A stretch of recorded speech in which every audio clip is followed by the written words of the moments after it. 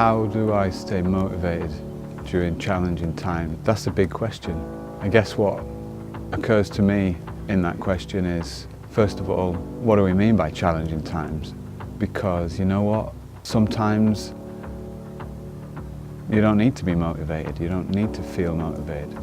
And oftentimes there's a belief that when things aren't going right, that you ought to somehow be able to conjure up this false positivity, this motivation to push on and push ahead despite adversity and despite the blocks that have been put in your way, which has value and has validity in certain situations. There are occasions that are going to arise in your life whereby you will be required to put your head down, have discipline and do things that you simply would not do otherwise and ideally would not rather do in your life. And there are going to be situations in which you'd rather not be. There are going to be situations which weigh you down massively and give you the idea that maybe you can't even go on after this situation.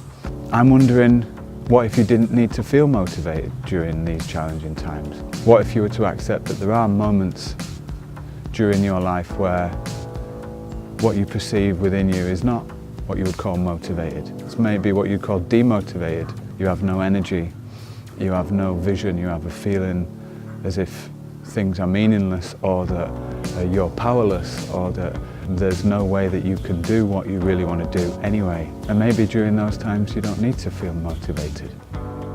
It'd be useful to know what actually motivates you as a person, what drives you to act the way you act, what drives you to act despite adversity, what values underpin the way that you live your life, what principles do you have that you follow, what guiding milestones do you have to help you make decisions, and ultimately what gives you energy, what energizes you as a human being, and what de-energizes you. Because if times are challenging, then maybe it's worth looking at the things that you're doing and really going deep and deciding whether or not these things give you energy, whether energy is created within you and possibility is created within you when you do them, or whether or not the things that you're doing on a regular basis are taking your energy away, i.e. de-energizing you, taking up more energy than need be. Because ultimately, what is motivation? Maybe it's a belief, maybe it's an unconscious, invisible drive that compels you to act. What motivates you as a human being? Is it independence? Is it stability? Is it financial freedom? Is it community? Is it service? Is it variety? Is it stability and familiarity?